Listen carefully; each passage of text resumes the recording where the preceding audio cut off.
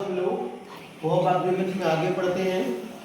कह रहा provided that each every is connected with that conjunction singular number verb will be used. Means यदि each every, ठीक है, each every किसी and से या किसी और कंजंक्शन से, पर्टिकुलरली एंड से ही कनेक्ट होगा, एंड से कनेक्ट हो, एंड से जुड़ा हो, तब भी इसके साथ वर्ब कौन सी आएगी?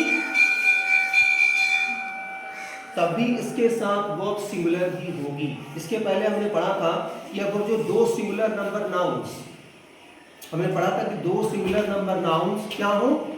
दो सिंगुलर नंबर नाउन्स अगर जो एंड से जुड़े हो, जैसे राम एंड श्याम, तो वर्ब प्लूरल होगा, Ram and Shyam are good boys. लेकिन यहां मैं आपको क्या बता रहा हूं कि अगर जो ईच और एवरी, ठीक है, से सर्टेन नाउन्स, उनके साथ सर्टेन नाउन्स आ रहे हो, लेकिन वो दोनों किससे ऐड हो रहे हो, किससे जुड़ रहे हो?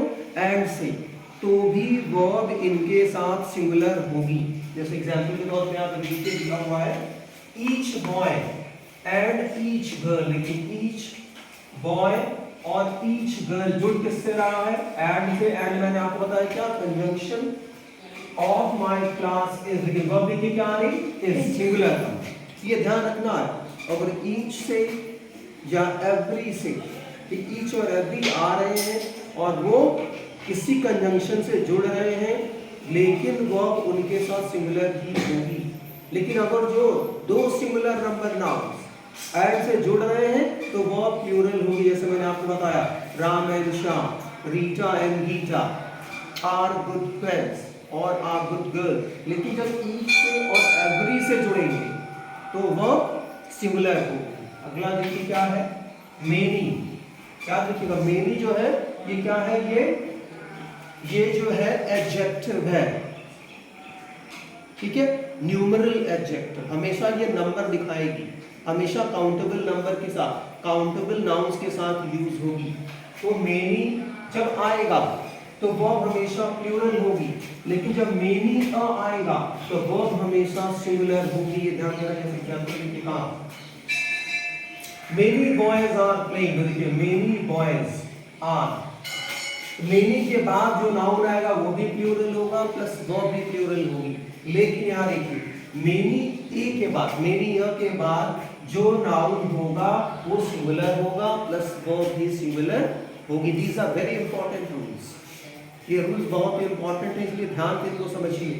फिर देखिए many a man has seen him doing that crime. अगला देखिए if two subjects are connected with either dot dot or neither dot dot nor, the number of verb will always be according to the nearest subject।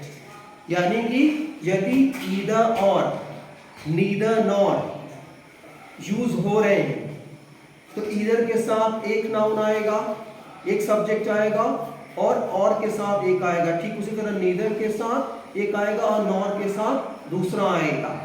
ठीक है, तो ऐसे case में आपको दिमाग में रखना है जो सेकंड वाला सब्जेक्ट होगा, यानी सेकंड वाला नाउन जो और से जुड़ा होगा, जो और के साथ आएगा या नॉर के साथ आएगा, वर्ब हमेशा उसी के अनुसार होगी।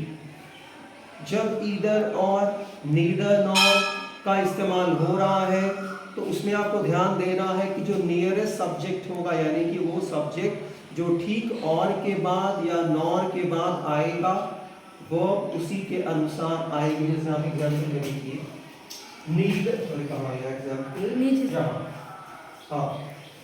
Neither you nor Shyam have deposited his की। यहाँ नीदर, यहाँ यू के अकॉर्डिंग, यू के अनुसार वर्ब नहीं आ रही, वर्ब किसके आ रही? श्याम के अकॉर्डिंग।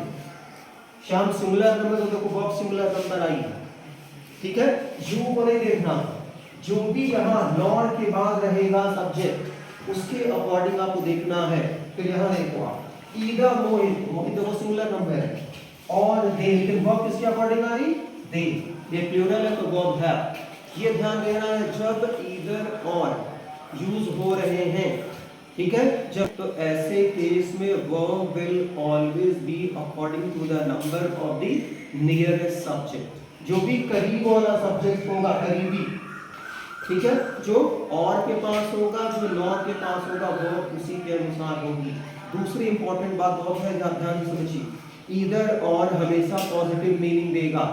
ईदर और, या तो तुमने या तुम्हारे भाई ने ऐसा किया है, ईदर यू और your brother has done that. Neither nor का नेगेटिव मीनिंग होता है, नीदर नॉर ईदर और का ऑपोजिट है, मतलब neither you nor your brother has done it, ना ही तुमने ना तुम्हारे भाई ने इस काम को किया है। तो नीदर नॉर ऑलरेडी अपने आप में नेगेटिव है, तो इसके साथ आप कोई एडिशनल नो नेवर नॉट नहीं लगाएंगे।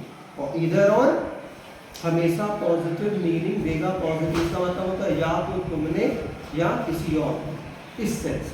Is that clear?